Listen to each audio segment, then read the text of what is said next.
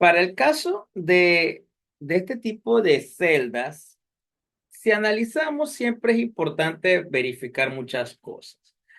Por ejemplo, en el lado izquierdo podemos ver la dirección que tienen los electrones. Eso es lo primero que tenemos que ver, los electrones van de izquierda a derecha, la tendencia va hacia la derecha. Eso quiere decir que en este caso el electrodo de zinc pierde los electrones. Por lo tanto, este es la semirreacción de oxidación. En el ánodo ocurre la semirreacción de oxidación. ¿Por qué? Porque el zinc pierde los electrones.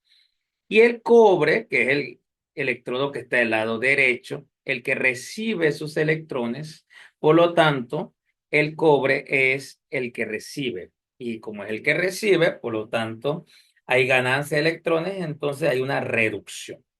Por lo tanto, podemos concluir lo siguiente. En el lado del ánodo ocurre la semirreacción de oxidación y en el lado del cátodo ocurre la semirreacción de reducción por la ganancia y pérdida de electrones.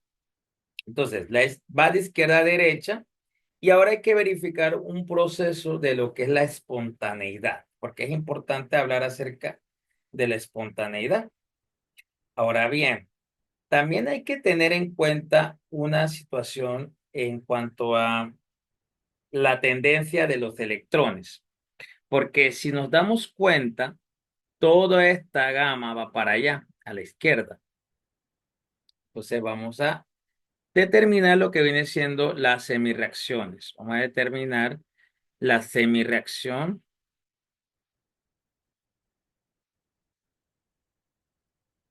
de oxidación. Recuerden que esto es lo que llamamos el ánodo. En este caso, vamos a llevar de zinc. Como está ocurriendo una oxidación, entonces está pasando de zinc a zinc 2, porque va de zinc 0 a zinc 2. Recuerden, por procesos. Entonces se adicionan dos electrones para que queden bien la reacción. Entonces vamos ahora a la semirreacción de reducción.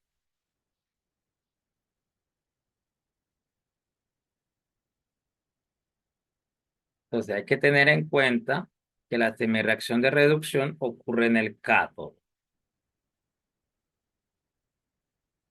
Entonces en este caso es cobre. Recuerden, aquí está un zinc en forma de ion y aquí está el cobre en forma de ion. Entonces el zinc pasa de zinc a zinc 2 y aquí de cobre 2 pasa a cobre.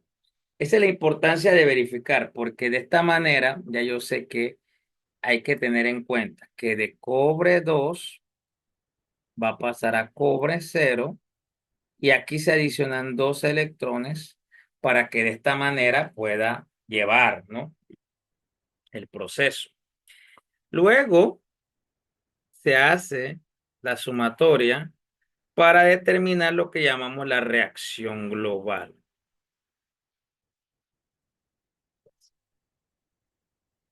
La reacción global no es más que la suma, pero como en este caso los electrones son iguales, solamente simplificamos y voy a terminar haciendo de esta forma. Pero chicos, esto no siempre va a ser así. Porque depende, porque si los electrones no son iguales, se hace un intercambio de cargas como cuando hacemos la oxidación-reducción, cuando se hace el intercambio, y ahí podemos entonces concluirlo de esta manera. Entonces, también tenemos, ya tenemos cuál es el ánodo. El ánodo es el zinc y el cátodo es el cobre. Ahora vamos a ver los potenciales. Vamos a determinar el potencial de la celda. Y el potencial de la celda es igual a E del cátodo menos E estándar del ánodo. Pero E del cátodo, bueno, el cátodo ya sabemos que es el cobre. Le buscamos el cobre es con dos electrones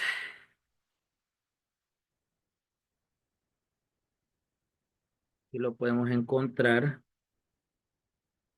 Es cobre a cobre cero.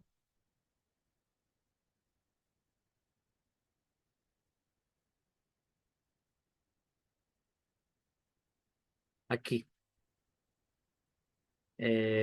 Aquí. Cobre 2 a cobre cero.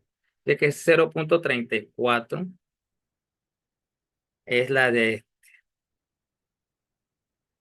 cátodo. Voltios. Le resto el E del ánodo. El ánodo es la del zinc. Como la del zinc,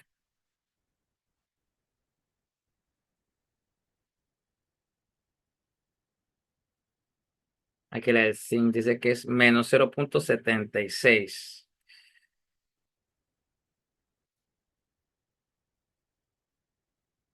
Entonces, esto es un proceso que podemos hacerlo.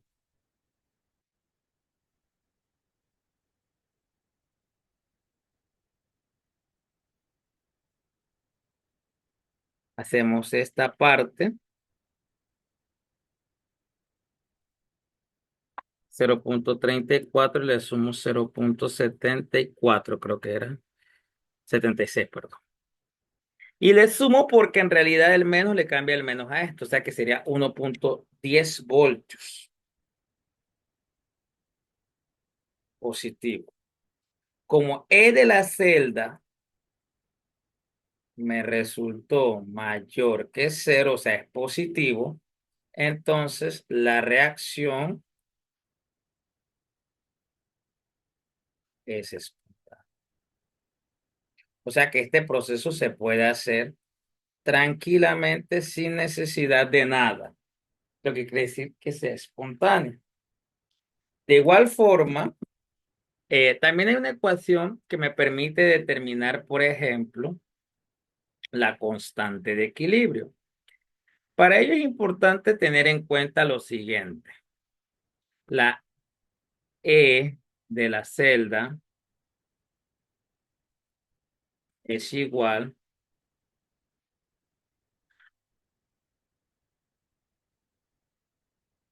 ¿m?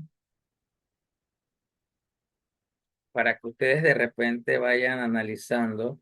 Acá, esto también sí hay que importar, chicos, porque también es importante que ustedes sepan lo que viene siendo esto. Son casos desde de baterías, pero quería mostrarles a ustedes mm, esto. Esta es la representación de este ejemplo que estamos viendo. Zinc sólido, zinc acuoso, cobre. Entonces, cuando se le da de esta manera, esta es la representación de la celda. O sea que aquí está el vasito y en estas dos rayas es lo que llamamos el puente salino. En el caso de este, el puente salino viene siendo la unión, que viene siendo un electrolito cualquiera distinto, ¿no? Que viene siendo la unión, que esta U invertida viene siendo la unión entre ambas celdas. Entonces, esto es para tener en cuenta las diferencias que hay y que correspondería, ¿no? Ok. De igual forma, eh,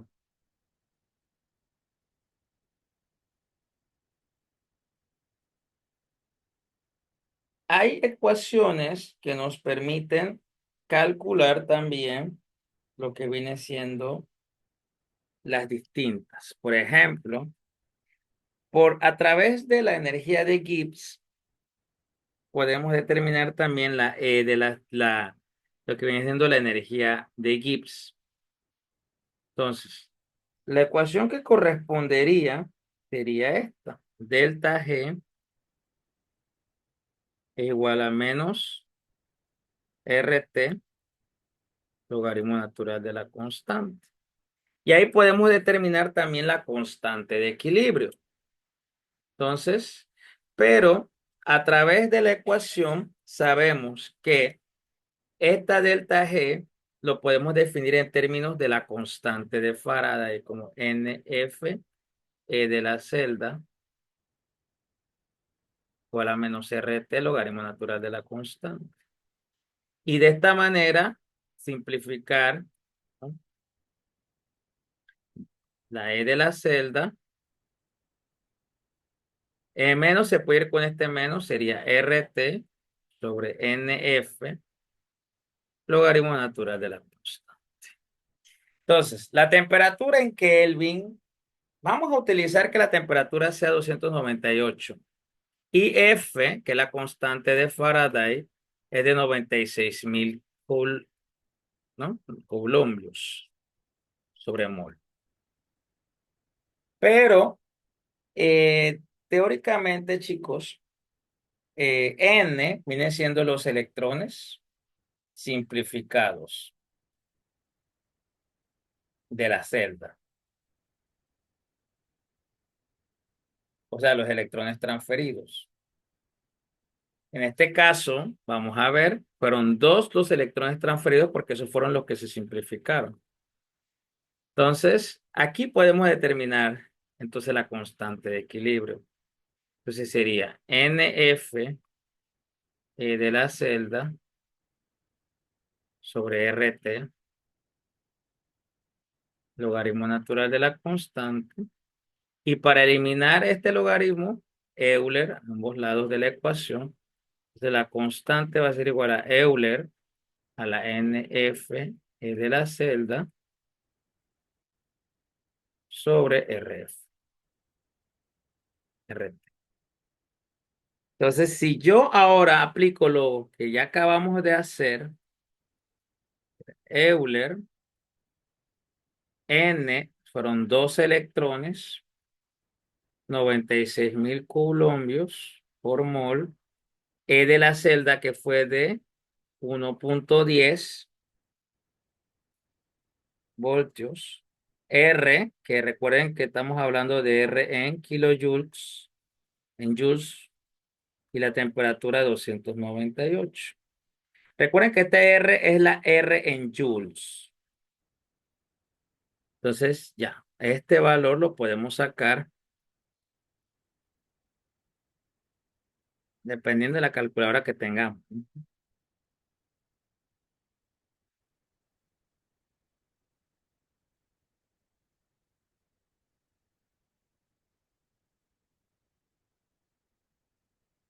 Entonces, en este caso, podemos determinar con shift, logaritmo natural, 2 por 96.500,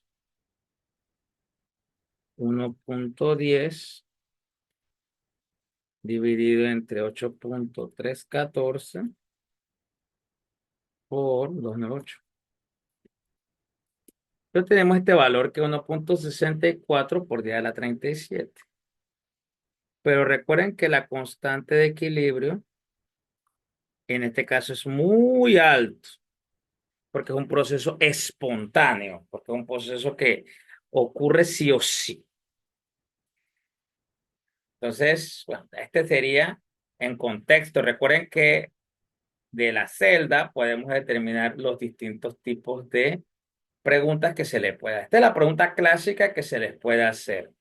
Pero siempre recuerden que cuando son iguales la cantidad de electrones transferidos no hay ningún problema. Pero si no son iguales, póngase que acá hay 3 y acá hay 2, la sumatoria me va a dar 6, porque recuerden que 3 viene para acá y 2 viene para acá y se multiplican.